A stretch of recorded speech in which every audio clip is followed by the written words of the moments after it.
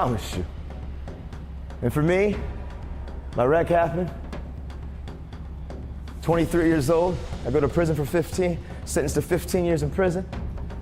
And it would have been real easy for me to throw in the towel. It would have been real easy for me to say, you know what, I give up. I come from a broken family, suicidal thoughts, self-harm, eating disorders. I've been homeless. I found myself sleeping on the streets. I stole from friends. I had been labeled by everybody around me. I battled drug addictions, you name it. I had experienced it. It would have been real easy if there was anybody that could have said, you know what, my past is bigger than my future. I give up. It would have been me. But I remember something that my father taught me when I was that kid, when he told me at the end of the day, Nathan, as long as there's breath in your lungs, there's hope in your heart. Don't you dare quit. And he taught me that through that basketball experience that I had when he beat the brakes off of me playing basketball. And he told me at the end of the day, Nathan, don't compare yourself. Don't give up. See the problem? He was the problem keeping me from reaching, making buckets and making goals. And he said, listen, Nathan, see the problem, identify the problem, then figure out the solution. Don't let the problem consume you. Be consumed with answers and solutions, and you don't stop until you figure it out. Giving up is not an option. And so today, this year 2 talk, this year 3 talk, this talk that I'm about to give on to you guys, man, these are things that I have learned in the last 10 years of my life. When I got released in 2013, 6 years ago. I didn't do 15 years. I got released 11 years early. Why? Because first off, I took control of my life. And what I mean by that, I know as young men and as young ladies and as people, there are things that happen to us that we have no control over, no influence in. We didn't ask for it. We just have to deal with it.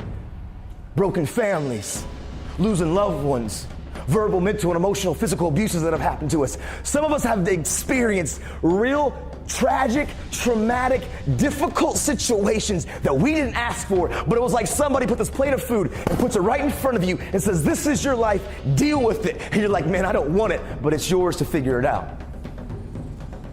And for some of us, we've had to deal with life consequences because of our poor choices and our poor decisions, and we put our back against the wall because of some of the poor mistakes that we've made, and we got to kind of own those. And when I went to prison, it would have been really easy for me to say, you know what, I give up. I didn't ask and deserve some of these things. Some of these things were my own poor choices, my wreck, my accident, my drugs, my addictions. But I didn't ask for my mom and my dad to be broken out of my family. But you know what I realized, y'all? I was allowing things that I had no control over to control me. I used to blame my dad for everything growing up as a kid. I blamed him for my attitude. I blamed him for my drug use. I blamed him for how I treated others. I blamed him when I skipped school. He was my excuse for everything. And at the end of the day, I had no control over that situation, but I was giving it all the control over me. I had to first off recognize something. I'm not going to allow things that I have no control over to control me. I can control how I react. I can control how I respond. And I can control what I do going forward. I took control of my life. Make good choices, great things happen. Take ownership. Stop making excuses. You know what our culture lacks right now? We lack the ability to say, I'm sorry, I was wrong, and forgive me. We want to put blame on anybody else and everybody else around us. I've learned when I've made mistakes, I just own it, man. Not because at the end of the day I'm embarrassed, but I know we're all beautifully broken. We all make mistakes. We've all got stuff somehow, some way. And I've learned my mistakes set me up for future wins because I don't lose in life. I win or I learn. I win or I learn. And I may make a mistake, but I own it radically, emphatically. I don't play the blame game. If I was wrong, I make it, I claim it, and I move forward. Because at the end of the day, man, life's about progress. And so for me, 2009, when my wreck happened 10 years ago, I wrote those words, and this is kind of what we talked about at the end of last year for some of us, the juniors. I wrote those words, change the world, slapped on my little prison wall. And I decided then to take control of my life. Priscilla's family, they asked me to do 2 things. First off, they radically forgave me, and I don't know why. They forgave me, and that's a whole other story for another day, for another talk, for another venue. This family forgave me, and they said, Nathan, we don't think that one dumb choice should destroy 2 families' lives. But they asked me to do 2 things. Don't let our daughter die for nothing, and try to make the world a better place. And I said yes, and I didn't even know what that meant. But I know when I went to that prison, at the end of the day, I wasn't going to look at my circumstances. I wasn't going to look at everything around me. At the end of the day, I was going to be present in the moment, present with my current reality, and absolutely do the best that I could to grow day in and day out with personal growth and personal development. When I came against things that I didn't agree with, or I came against people that I didn't agree with, or I came against an authority at the prison, man, I used to buck authority all the time. I hated authority, but when I had to realize something at the end of the day, if I can't learn to respect people, if I can't learn to respect those around me, if I can't learn to respect the people who are in charge of me, how am I ever going to learn to respect my dream? Because if you don't respect that dream, that thing that's inside of you, and you know what that thing is, that thing that you're passionate about, that thing that if you could do anything in the world, that would be your reality, that would be your future. That thing that's big, that dream that's massive, that thing, if you don't learn to respect people, you're never going to learn to respect that dream.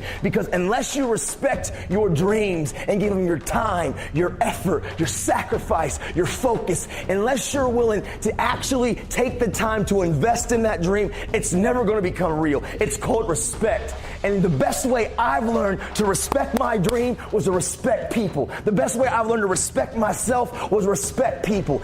Letting people's lives have value and understanding that people that can speak into my life, that can help me learn, man, that's tough. Dude, that was the hardest part that was the hardest thing I had to deal with. So here I was in prison, facing 15 years. I wrote "Change the World," slapped it on my bathroom mirror. And I didn't realize it, but I developed these 5 habits in my heart and my mind that's changed my life. I call them the 5. And it wasn't until about 18 months ago that I realized I had developed these attitudes and these characteristics and these habits that's helped me be 10 years sober. That's helped me be 10 years since I've thought of it in my life. That's helped me be 10 years since I've self-harmed. It's helped me be 10 years since I've had an eating disorder. That's helped me 10 years overcome depression, anxiety, all these issues. It's these habits that I've developed, and I've now recognized it was these things that I was intentional of wanting to be better at. It's changed my life. And I call them the 5, and they're simply this. I learned to be transparent. I learned to be accountable. I learned to work hard. I learned to make good choices, and I had to value people. Those 5 things will change your life forever. And those aren't 5 things for you to learn to do when you graduate college, or when you learn to graduate, when you're often beginning your career and after your first mistake. Like, these are 5 things right now as high school students you can begin to say, I want to develop on these each and every day. And I call it the 5, and it's changed my life. Learning to be transparent, accountable, hard work, good choices, and value people. You see, when I talk about being transparent, transparency literally means see-through. I had to live a life that I understood something, that if I wouldn't allow people to see my hurts, my pains, and my struggles, if I wouldn't live a life that was somewhat see-through, where light and vision and people could see some of my shortcomings, where I had to also find the courage to talk about my hurts, my struggles, and my pain. Transparency really is this. It's taking off the mask and the fake smiles and the fake faces and acting like you just don't care, but being honest and truthful with somebody in your life, that mentor, that coach, that trusted, caring adult, those best friends, where you're willing to be transparent and speak up and speak out and understand that it's okay to not be okay, and it's okay to make mistakes, but you have to own them. I learned to live a life that was transparent. And you know why? Unless we're willing to be transparent on some of those character defaults that we have,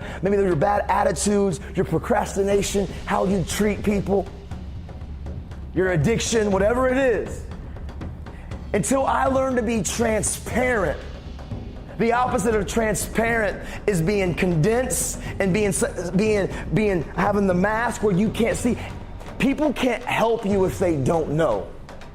And if you're not really ready to change and to let it go. A lot of us say, you know what, Nathan, I hate my anxiety. You know what, Nathan, I hate my depression. You know what, Nathan, I want to stop the addiction. You know what, Nathan, I've been self-harming, but I'm struggling to quit. You know what, Nathan, I want to change this. I know I got a bad attitude. A lot of us will talk about it, but we're so afraid to take the steps called accountability, where you allow people to speak into your life. See, accountability isn't you giving people permission to hold you accountable and get you into trouble. Accountability is for you, because you've already decided there's some areas in your life that you want to change. And change takes intentional choices to be different. And so if there's some things that if you were honest and you gave yourself a real assessment and you were like, you know what, truthfully, I know I got a bad attitude. You know what, truthfully, man, there's an addiction that I've been battling with and I want to get off, but man, I'm struggling. Many of us that battle with self-harm, there's been many of times you've wanted to stop, but you struggled and you can't seem to stop because you've created a poor habit. And many of us who battle those thoughts of giving up, man, you're so afraid to actually let somebody help hold you accountable and to walk through that with you. See, when I began to be transparent and to air my stuff out and to find trusted, caring adults, a mentor, a coach, a friend, when I began to be that person, and I'm not saying you go out here and talk to any random Yahoo in the world, that's not what I'm saying. But we all have those people in our lives that we know care about you. Those are the ones. And when I began to get honest with that person and allowed him to hold me accountable, again, his accountability in my life, it wasn't that he was trying to dictate and be my boss. I had given a trusted, caring friend of mine the permission to call me on my stuff. Why? Again, it's not because I had to meet their expectation. They're holding me accountable because I have a desire to really change. And if I don't change attitudes, nothing's going to change. Change takes intentional choices to be different. So for me, I started being transparent. I took off my mask and being accountable. And then I realized hard work works. You can't get around hard work, y'all. I'll be honest, our culture, let's be real, we're lazy, y'all. Be honest, it's so easy for us just to jump on Google to find every answer to every question that we want. And at the end of the day, yep, you may get an A, but not every A is an A. And this is what I'm saying by that. You can jump on there and you can cut the corners and you can make every little loophole and still get on the surface what looks like an A, but you didn't learn anything about life. Why would you rob yourself the ability to really grow in life? Not every A is an A, I don't care what you say.